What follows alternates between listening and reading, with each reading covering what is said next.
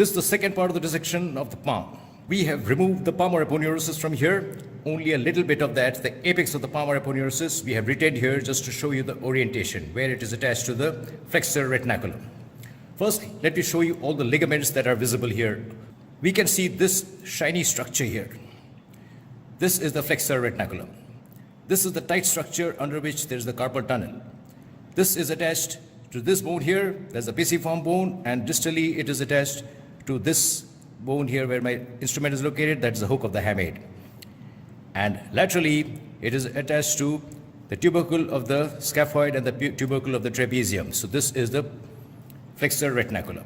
This flexor retinaculum, actually, if you notice carefully, it starts from here. But here it is slightly loose. But as it goes distally, it becomes a tight band. And this is the one which causes the carpal tunnel syndrome. The next structure which I would like to draw your attention to is these remnants of these ligaments. If you look very closely, adjacent to the heads of the metacarpal bones, these are the remnants of the superficial transverse metacarpal ligament. They were all bridging across the intermetatarsal spaces, and these neurovascular structures were passing under that. So we had to cut them here to show the neurovascular structures. The next structure is this ligament here, extending from the pisiform bone to the hook of hamate. This is the pisohamate ligament, which actually is the continuation of the flexor carpi ulnaris tendon, which gets inserted onto the pisiform bone. And adjacent to that, we can see a tunnel.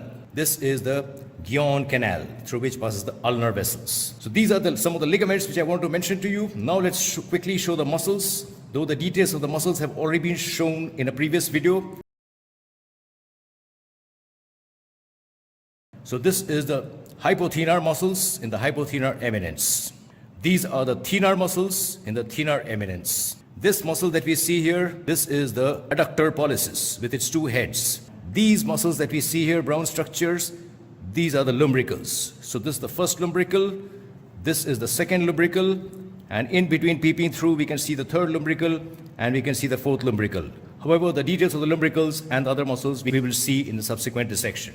Having mentioned these, now let's come and take a look at the neurovascular structures. So let's start from the ulnar side. This is the ulnar artery and the ulnar vein. As a rule of thumb, we should remember that the vessels are slightly bluish in color because they are accompanied by the vein, while the nerve is pearly white in color. So this is the ulnar artery with its accompanying vein, and this is the ulnar nerve. And as I mentioned earlier, they pass through the Gangane canal. However, the ulnar artery and the vein, they pass superficial to the flexor retinaculum. Let's trace the ulnar artery. This is the course of the ulnar artery, and as it enters the palm, it forms an arch, as you can very clearly see here. This arch was just under the palmar aponeurosis. This is the superficial palmar arch. And this superficial palmar arch, this branch will go and communicate with the deep palmar arch, which is not visible in this dissection. And from the superficial palmar arch, we can see these vessels coming out. This is the medialmost one, this is the next one. These are known as the common digital vessels, which then divide into proper digital vessels. And this rule is followed everywhere. The common digital vessel dividing into the two digital vessels at the interdigital cleft. And we can see yet another branch going to the index finger. So this is the superficial palmar arch. The deep palmar arch is not visible here, as I said, and it is located in relation to the basis of the metacarpal bones deep inside, which is the continuation of the radial artery. Now let's take a look at the nerve accompanying this ulnar artery. As I said, the pearly white structure is the nerve. This is the ulnar nerve, and it is passing through the Gangane canal. The ulnar nerve, as we know, it supplies the medial 1.5 digits. So let's take a look at the branches of the ulnar nerve. Ulnar nerve, as it comes into the palm, it gives the following branches, and we can see them clearly here. We can see this branch here. This is the communicating branch, which communicates with the median nerve, which I shall show you just now. So this is the communicating branch. The next branch of the ulnar nerve is this one here. This is the superficial branch, which supplies the skin of the palm. And there is a deep branch, which supplies all the intrinsic muscles of the palm, namely the hypothenar muscles, the interosseous muscles, the adductor pollicis, and the medial two lumbricals. It supplies all these structures except the lateral two lumbricals. So that's the deep branch of the ulnar nerve. Now let's take a look at the course of the ulnar nerve in the palm that we can see here. So this is the common palmar digital branch dividing into the two proper digital branches. So these are the branches of the ulnar nerve. So therefore, if you were to take a close look, we notice that the ulnar nerve is supplying only 1.5 digits. At this juncture, let me mention one important clinical correlation. Whenever we are doing any minor surgery of the digits or the fingers, we give interdigital block. And the interdigital block is usually given here on the palmar aspect and on the corresponding side on the dorsal aspect. And then we infiltrate a little bit onto this side and to this side, the purpose being to anesthetize the adjacent portions of the digits. Similarly, if you were to anesthetize the whole of this finger, we'll have to do it on both the sides because of this type of unique distribution of the branches of the nerve. This ulnar nerve can be injured in this region in 3 conditions. One is called the Gangane canal syndrome, where it gets entrapped in the Gangane canal itself. The second is fracture of the hook of hamate, because it is passing right adjacent to the hook of the hamate. And the third condition is called handlebar neuropathy.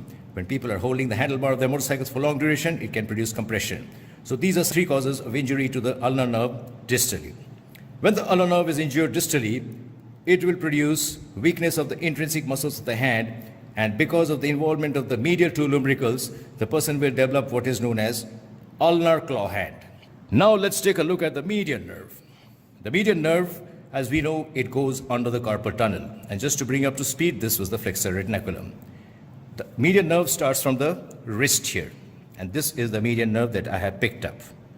And the median nerve, as you can see, it's disappearing under this portion of the carpal tunnel, and then it goes deep to this tough membranous ligamentous structure, which is the flexor retinaculum.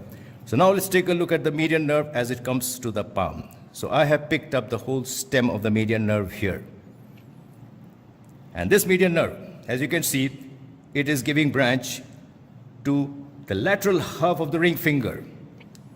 And then it is continuing and it is giving branches to the middle finger, it is giving branches to the index finger, and it is also giving branches to the thumb here. One branch here, one branch here.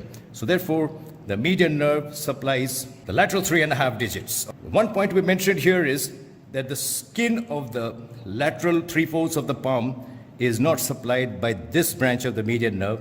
Instead, the main median nerve gives a branch which goes above the carpal tunnel, and that supplies this region. So therefore, when this median nerve gets compressed in the carpal tunnel syndrome, this portion of the palmar skin is spared. Only the digital branches are involved. Additionally, I would like you to take a look at this branch of the median nerve, which I have lifted up. This is a very unique branch, and this is called the recurrent branch of the median nerve. As the term implies, it goes in the reverse direction and it supplies the thenar muscles. That's why it is called recurrent branch. This is a relatively superficial branch, and as you can see, it is superficially located on the surface of the thenar muscles. If a person falls flat on his hand and it strikes a sharp object and he gets a laceration like this, it can cut this branch and it can result in paralysis of the thenar muscles. So therefore, this is an important clinical point to be remembered. And as I mentioned earlier, digital nerve block has to be given in the interdigital spaces, just like the ulnar nerve.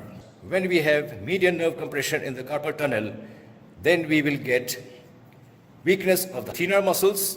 The patient will develop flattening of the thenar muscles, and that is called ape thumb deformity or simian hand.